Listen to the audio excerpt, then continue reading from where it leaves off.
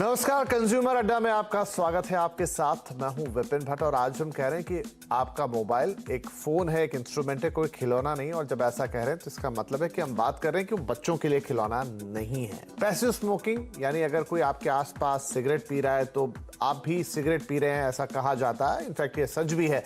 तो बस यही बात आज मोबाइल के बारे में कही जा रही है। आज बात हो रही है कि सेकेंड हैंड स्क्रीन टाइम की। जी हां, आपकी लत से आपके बच्चों को खतरा है। स्मार्टफोन, टीवी, लैपटॉप्स, हमारे आसपास अब स्क्रीन ही स्क्रीन है। हर स्क्रीन का अपना एक सम्मोहन है और बच्चों का इस सम्मोहन में फंसने का मतलब है उनके दिमाग का शिथिल हो जाना और उनके ऊपर एक एडवर्स, एक नेगेटिव इंपैक्ट आना। तो इस पर हम खुलकर बात करेंगे, ढेर सारी चर्चा करेंगे, लेकिन उससे पहले एक छोटी सी रिपोर्ट आपको दिखाते हैं ताकि आपको और आइडिया लगे कि आपका जो मोबाइल है बच्चे के लिए कब खिलौना बन जाता है। आपको पता नहीं लगता, लेकिन उसके दुष्परिणाम बहुत लंबे वक्त तक दिखते हैं। मोबाइल स्क्रीन की चमक, पल पल बदलती तस्वीरें और रंग रूप और उसमें से निकलती तरह तरह की आवाजें एक चुंबक का काम करती हैं। पालने में रोता हुआ बच्चा भी मोबाइल हाथ में आते चुप हो जाता है। मोबाइल दे दो तो बच्चे शरारत छोड़कर बिजी हो जाते हैं, चुपचाप खाना खा लेते हैं। मगर क्या आपने सोचा है कि इसका बच्चों के दिमाग पर क्या असर पड़ता है? रिसर्च कहते हैं कि एक सीमा के बाद स्क्रीन एक्सपोजर बच्चे के मेंटल डेवलपमेंट को कुंद करने लगता है। उसकी सीखने की क्षमता पर इसका बुरा असर पड़ता है। यही नहीं, अब तो दुनिया भर में इस बात पर चिंता जताई जा रही है कि बच्चे पैदा होते ही स्क्रीन के एडिक्ट हो जाते हैं। और सबसे चिंताजनक बात, भले आप फोन बच्चे के हाथ में ना दें और सिर्फ उसके सामने मोबाइल का इस्तेमाल करें तो इसका असर भी उसके दिमाग पर पड़ता है और स्क्रीन एडिक्शन की संभावना बढ़ जाती है। कुछ उसी तरह जैसे सिगरेट पीने वाले के आसपास खड़े लोगों को भी पैसिव स्मोकर कहा जाता है। तो देखा आपने कि मोबाइल स्क्रीन का इस्तेमाल आप बच्चों पर और खास तौर पे छोटे बच्चों पर करते हैं तो उसका क्या इम्पैक्ट आता है। तो आइए इस चर्चा की शुरुआत करते हैं, क्योंकि बड़ा इंपॉर्टेंट टॉपिक है और मोबाइल हमारे जीवन का हिस्सा है। बच्चे हर घर में है तो जाहिर सी बात है कि ध्यान देने वाली इस पर बात बनती है और ज़रूर ध्यान देना चाहिए। तो हमने कुछ खास मेहमान बुलाए हैं, इसके लिए हम चर्चा करेंगे। साइबर साइकोलॉजिस्ट निराली भाटिया हमारे साथ कार्यक्रम में शामिल हो रही हैं। द मोबाइल इंडियन के फाउंडर और एडिटर संदीप बुत्की जी हमारे साथ हैं और हिंदुजा हॉस्पिटल मुंबई की चाइल्ड न्यूरोलॉजिस्ट डॉक्टर नीलू देसाई हमारे साथ यहाँ स्टूडियो में मौजूद हैं। आप सभी का बहुत बहुत स्वागत है। तो डॉक्टर देसाई, आपसे हम शुरुआत करते हैं। रिपोर्ट कहती है कि बच्चों की जो न्यूरो सिस्टम है छोटे बच्चों का, उन पे इम्पैक्ट डालता है मोबाइल डायरेक्टली या इनडायरेक्टली। इस बात में कितना तथ्य है और किस हद तक इम्पैक्ट होता है? डेफिनेटली ये देखा गया है कि छोटी उम्र से जो बच्चे बहुत ज़्यादा मोबाइल का यूज़ करते हैं उनमें डेवलपमेंटल इश्यूज देखे गए हैं। स्पेसिफिकली लैंग्वेज डिले, लेट बोलना, हाइपर एक्टिविटी, अटेंशन डेफिसिट, आपने वीडियो में भी देखा वैसा अटेंशन की प्रॉब्लम्स, फिर बहुत ज़्यादा कंसंट्रेशन इश्यूज देखे गए हैं। थोड़े बड़े बच्चे जो कि ज़्यादा टाइम मोबाइल यूज़ करते हैं उनमें देखा गया है कि नींद जो है, स्लीप डिप्राइवेशन हो जाता है। स्लीप डिप्राइवेशन के कारण डे टाइम स्लीपीनेस बहुत ज़्यादा रहती है। हेडेक्स, माइग्रेन, ये सब प्रॉब्लम ज़्यादा देखे गए हैं और वेरियस डेवलपमेंटल डिलेज और इफेक्ट देखे गए हैं। जितना ज़्यादा कम उम्र से शुरू होता है उतना ज़्यादा असर देखा गया है। इसीलिए इनफैक्ट गाइडलाइंस है अमेरिकन एकेडमी ऑफ पीडियाट्रिक्स की कि बिलो 2 ईयर्स मोबाइल बिल्कुल भी नहीं देना चाहिए बच्चों को, क्योंकि इसके इफेक्ट्स देखे गए हैं। राइट और दिक्कत यह है कि इस तरह इन दिनों जो मेट्रो शहर हैं हमारे और वहां पर जिस तरह के न्यूक्लियर फैमिलीज हैं, हस्बैंड है, वाइफ है और उनका वो नया बच्चा, और होता यह है कि आप कई बार सिर्फ क्योंकि आप कुछ काम कर रहे हैं, कोई और सपोर्ट या मदद के लिए घर में है नहीं, तो आप मोबाइल को एक इंस्ट्रूमेंट बना लेते हैं। बच्चे आकर्षित होते ही हैं, बहुत छोटे बच्चे भी आकर्षित होते हैं, वो उसमें खेलने के लिए लग जाते हैं। ये कितना दुष्प्रभाव पहुंचाता है? और ये बच्चे मैं उनकी बात कर रहा हूँ जो इन्फेंट से ऑलमोस्ट। यस, इनफैक्ट हम लोग 6 महीने 8 महीने के बच्चे भी देखते हैं। इनफैक्ट पेरेंट्स बहुत खुश होकर हमको बताते हैं कि हमारा बच्चा मोबाइल ऑपरेट कर सकता है। जी, वो बड़ा प्राइड फील करते हैं इस बात में कि अरे हम वो यूट्यूब पे चला जाता है, सब एप्स खोल सकता है, जबकि उसका कितना दुष्प्रभाव उस पर पड़ रहा है वो समय आने पे समझता है। और ये डेफिनेटली देखा गया है, पहले शुरुआत होती है खाना खिलाने के लिए, बिल्कुल, फिर धीरे धीरे वो अपना मम्मी काम करना चाहती है, न्यूक्लियर फैमिली है जैसे आपने बोला सही, उसमें वो बढ़ता जाता है, फिर वो एक लत जैसी बन जाती है और वो छुड़ाना मुश्किल हो जाता है बच्चों में। उसमें violent behaviour, game addiction mobile पे, ये सब बहुत ज़्यादा बढ़ गया है अभी कुछ सालों में। राइट, तो चलिए आगे इससे जुड़ी साइकोलॉजी की और बात कर लेते हैं। निराली हमारे साथ है। तो निराली, बहुत कॉमन सीन है कि घर के बच्चों के हाथ में मोबाइल मिले। डॉक्टर साहब ने बताया कि उसके क्या न्यूरोलॉजिकल इम्पैक्ट होते हैं और बाकी सोशल इम्पैक्ट तो हम देख ही रहे हैं इन दिनों सोसाइटी में। लेकिन ये बहुत कॉमन साइट है कि खाना खिलाने के लिए बच्चे को, और अब मैंने तो ऐसा भी देखा है कि फिर कुछ बच्चे बड़े होने के बाद भी उनको इधर किसी तरह की स्क्रीन चाहिए, या तो मोबाइल चाहिए, टीवी पे चाहिए, उसके बिना वो खाना नहीं खाते। साइकोलॉजी पर कितना गहरा इम्पैक्ट करती है और लॉन्ग टर्म इम्पैक्ट क्या होते हैं इस चीज के? खाना खाना ये एक इम्पॉर्टेंट एक्टिविटी है। ये बच्चे सीख ही नहीं पाते हैं, वो उनको ऐसे लगता है कि इट्स अ साइड एक्टिविटी। और इसका इफ़ेक्ट इस तरह से हो जाता है कि बिकॉज वो प्रोग्राम तब तक देखने मिलेगा जब तक मैं खाना खा रहा हूँ, तो इसी लालच में बच्चे या तो ज़्यादा खाते हैं या तो बार बार मांगते हैं, क्योंकि उनको पता है जब भी खाना खाना है तो हमें डिवाइस टाइम मिल जाता है। सो उन्हें वो रियलाइज़ नहीं होता है कि मुझे एक्चुअली भूख कितनी लगी है, एम आई रियली हंग्री, और एम आई ईटिंग के पेट भर गया है कि नहीं भर गया है। Because the focus is screen, food is not significant. तो जो फूड भी है वो बॉडी को अच्छे से लगता नहीं है। यू डोंट इवन रियलाइज़ कि आप कितने प्रॉपरली उसको च्यू करके खा रहे हो। मल्टीटास्किंग हो रहा है, आपके सेंसेस ट्रिगर हो रहे हैं because of the food eating, the intake जो हो रहा है। बट स्क्रीन से जो सेंसेशन है वो इतना ज़्यादा स्ट्रॉन्ग होता है that your body is not realising अंदर क्या जा रहा है। So it's actually not at all advisable कि हम स्क्रीन के आगे बैठ के खाना खाएं। येस, बट अनफॉर्चुनेटली हर हाउस होल्ड में ये है ना, एज इरिस्पेक्टिव है। बट प्रॉब्लम ये है कि जब छोटे बच्चों से ये शुरू होता है ना, तो उनके लिए ये डिपेंडेंसी हो जाती है कि फूड है तो मुझे साथ में कुछ एक्टिविटी चाहिए ही चाहिए। सो इसलिए अर्ली एज पे अगर हम इसको कंट्रोल कर सके देन इट्स मच हेल्पफुल। खाना खिलाते समय भी जरूरत होती है, और जो मदर घर पे अकेली हैं वो कई बार सिर्फ खाना बनाते समय, क्योंकि अब बच्चा है, छोटा है, प्रैम में बैठा है, उसके हाथ में मोबाइल दे दिया और आप खाना बना रहे हैं ताकि आपको डिस्टर्ब ना करे। सुनने में थोड़ा खराब लगेगा कई लोगों को, लेकिन ये हकीकत है और उससे नुकसान आपके बच्चे का ही है। बुदकी साहब, क्या मोबाइल्स पर इस तरह की कोई वार्निंग मैंने वैसे कभी देखी नहीं है तो क्या आनी चाहिए कि 2 साल से छोटे बच्चों को ये हाथ में ना दिया जाए, ज्यादा बेहतर होगा? राइट, हम लोग ने आई थिंक 2-3 हफ्ते पहले भी एक चीज से बात की थी, जिस पे हमने बताया था कि जो बड़े लोग भी हैं, बड़े लोगों के लिए भी फोन बहुत सारे नेगेटिव इंपैक्ट क्रिएट कर सकता है, और कुछ ऐसा टाइम होना चाहिए जिस टाइम पे फोन से वो दूर रहे। उसके लिए भी कोई मेजर वार्निंग नहीं है एक्सेप्ट फॉर ऐप, एक सेटिंग देके रखी है फोन में। और बच्चों के लिए तो बिल्कुल भी कोई वार्निंग नहीं देके रखी है कि भैया आप ये फोन बच्चों को ना दें। अगर हम देखते रहे कि हो क्या रहा है एक्चुअली इंडस्ट्री, मतलब अगर नॉर्मल लोगों को देखेंगे हो क्या रहा है, सबके पास पेशेंस की कमी हो चुकी है, क्योंकि बच्चों के साथ डील करने में आपको काफी पेशेंस चाहिए। बच्चे आपसे क्वेश्चन पूछेंगे, आप उनके आंसर देंगे, आप कभी हंसेंगे, कहीं मुस्कुराएंगे, कभी जवाब देंगे। इतना पेरेंट्स के पास और बड़े लोगों के पास आजकल टाइम ही नहीं है। इस चक्कर में वो कहते हैं सस्ता टिकाऊ तरीका है भैया मोबाइल उनके हाथ में पकड़ा दो। और सबसे बड़ी विडंबना ये आ रही है यहां पर कि जिस टाइम पे बच्चों को हमें पेंसिल की ग्रिप पकड़ना सिखाना है, उस टाइम पे हम उनको सिखा रहे हैं मोबाइल की ग्रिप कैसे पकड़नी चाहिए।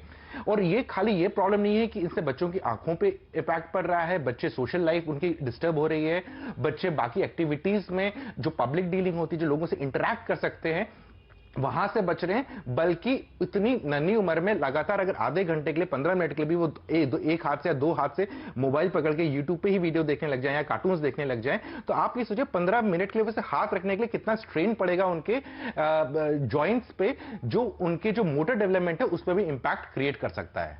राइट, काफी सारे इसके साइड इफेक्ट हो सकते हैं। डॉक्टर देसाई, जो हमने एक और बात की, जैसे पैसिव स्मोकिंग की हम बात कर रहे थे या पैसिव डिजिटल स्क्रीन की बात करें, क्या उसका भी इम्पैक्ट आता है? मतलब टेक्निकली वो चीज सही है या वो सिर्फ एक बातचीत में ज्यादा है?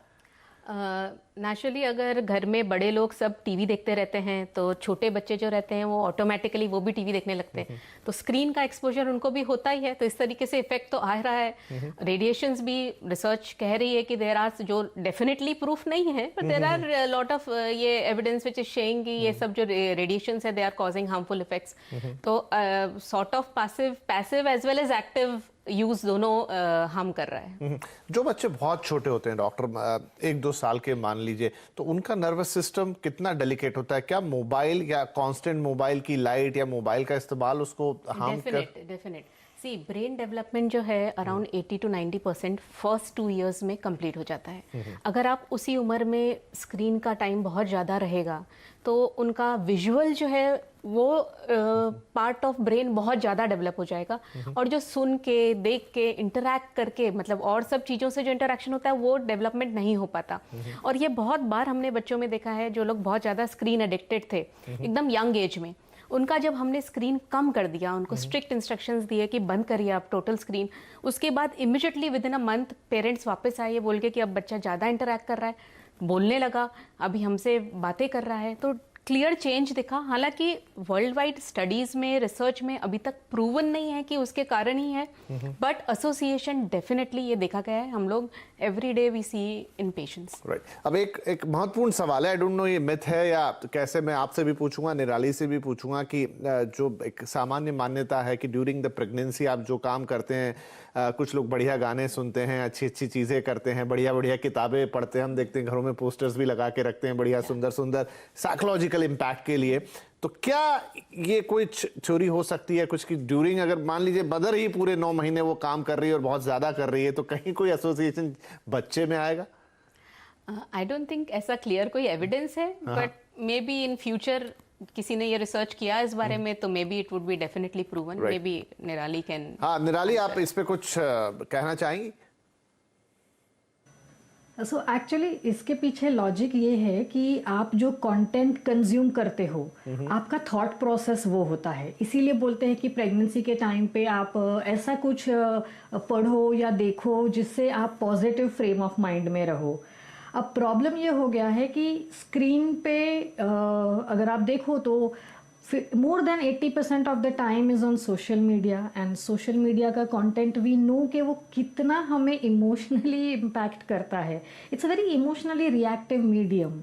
So because of that, there is always hypersensitivity, impulsivity in the mother also if she is spending more time उस screen के ऊपर, तो वो eventually हमारे mood swings को, moods को इफ़ेक्ट करता है, हमारी सोच को इफ़ेक्ट करता है, हमारा टॉलरेंस चेंज करता है। तो ये सारे जो है वो हमारे थॉट प्रोसेस, हमारी पॉजिटिविटी को इम्पैक्ट करता है। Eventually that can impact the fetus. So that is the logic. ना इसमें साइंटिफिकली कितना प्रूवन है, I may not be the best person to say, but ये उसका रैशनल है कि क्यों बोलते हैं कि प्रेगनेंसी टाइम पे आप अच्छी अच्छी चीज़ें, हैप्पी हेल्दी चीज़ों में इंडल्ज करो। इट्स ओवरऑल टू इन्फ्लुएंस हमारा खुद का थॉट प्रोसेस, हमारा खुद का बिहेवियर। तो अगर हम चाहे स्क्रीन पे हो चाहे बाहर हो, see nature is giving us so many things. अगर आप बाहर जाओ तो खुली हवा में जो ऑक्सीजन मिलता है उस सेल्फ में it starts impacting our brain chemicals, जो पॉजिटिविटी है वो बढ़ती है हमारी।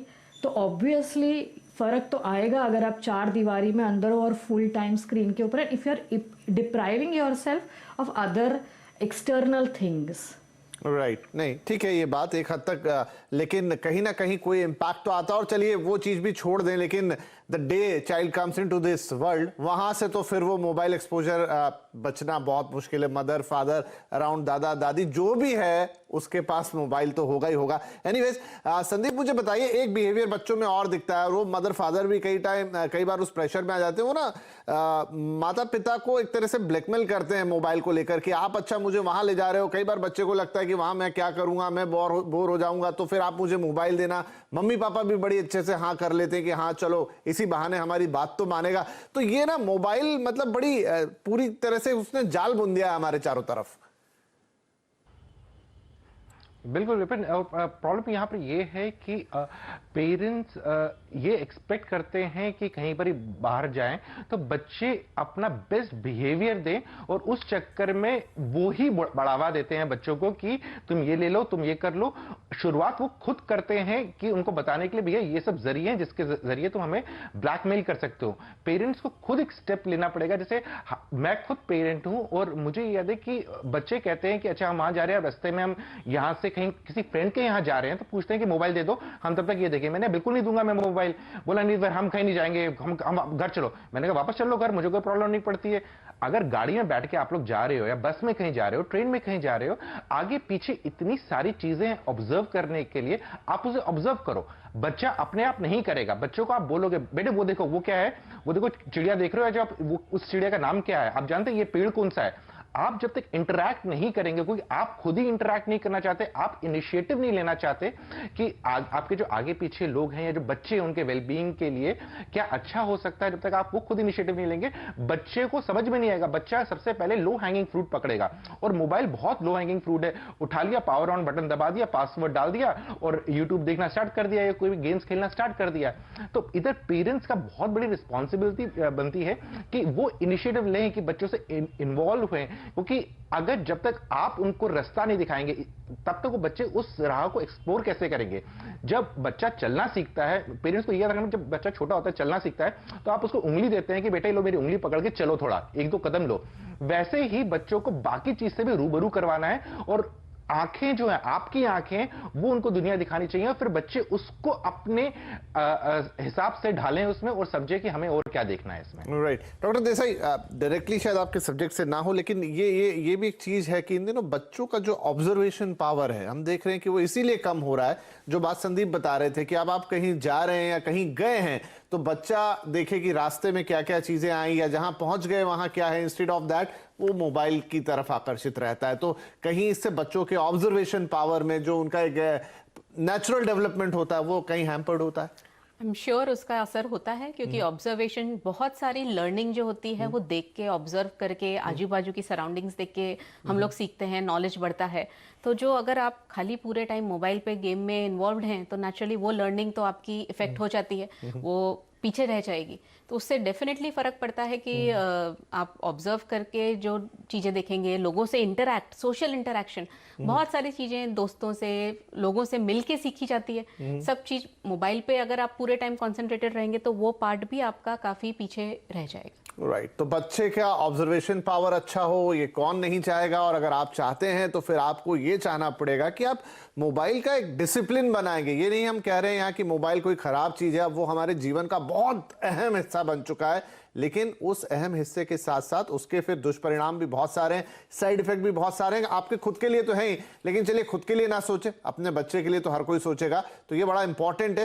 यहाँ एक छोटा सा ब्रेक ले लेते हैं, ब्रेक के बाद बात करेंगे कि जो आपकी अपनी हैबिट से, चलिए इन्फेंट बेबी तो हो गया 1-2 साल का, उसको आपने नुकसान पहुंचाया, लेकिन जब वो धीरे धीरे बड़ा हो रहा है, वो आपको ही देख के पहली चीजें सीखता है, और आप खुद दिन भर मोबाइल पे समय बिताएंगे तो वो इससे अलग क्या सीखेगा। तो इस पहलू पे भी चर्चा करेंगे छोटे से ब्रेक के बाद।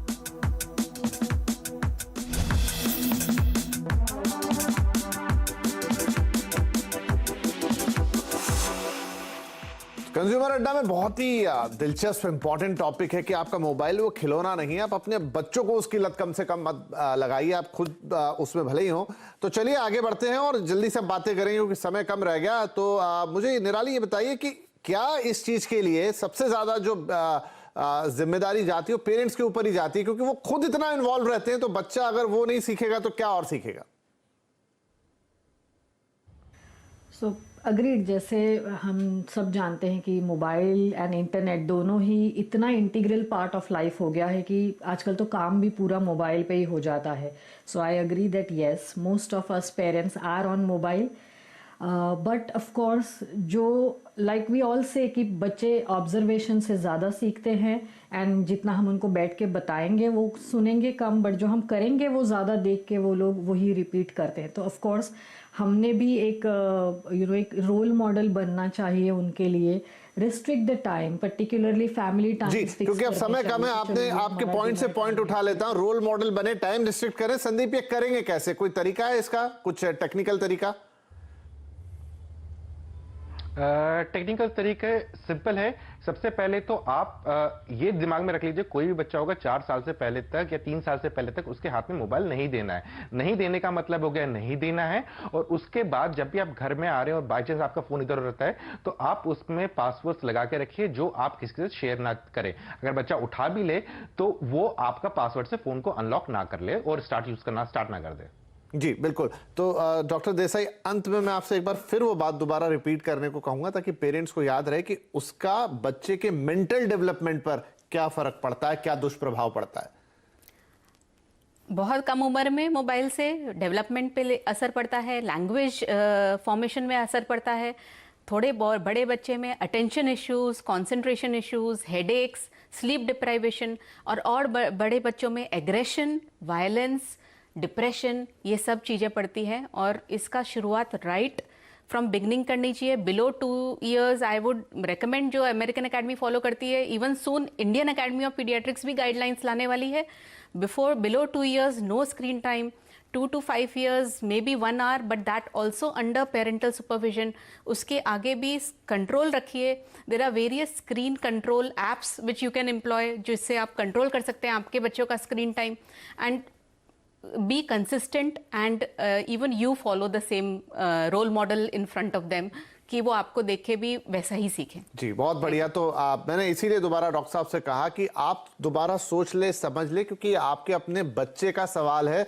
कौन नहीं चाहेगा कि उनके बच्चों का अच्छा मेंटल डेवलपमेंट हो, बढ़िया आगे बढ़े, लेकिन कितने डिसऑर्डर्स हो सकते हैं डॉक्टर देसाई ने हमें बताया। तो बिल्कुल 2 साल के नीचे तो दूर रखिए, और 2 साल के बाद भी बहुत लिमिटेड वे में अपने बच्चे को मोबाइल का एक्सपोजर दीजिए, नहीं तो आपके बच्चे का ही डेवलपमेंट रुकेगा, मानसिक विकास रुकेगा, और भगवान न करे कि उसको कोई और प्रॉब्लम हो, लेकिन ये आपके अपने हाथ में है। तो हम उम्मीद करते हैं कि सारी बातें सुनने के बाद तमाम पेरेंट्स इस बात का जरूर ख्याल रखेंगे कि अब वो मोबाइल को बच्चों के लिए खिलौनों के तौर पे इस्तेमाल नहीं करेंगे। फिलहाल आप तीनों ही का बहुत शुक्रिया इस कार्यक्रम में शामिल होने के लिए और अपनी बातें रखने के लिए। नमस्कार।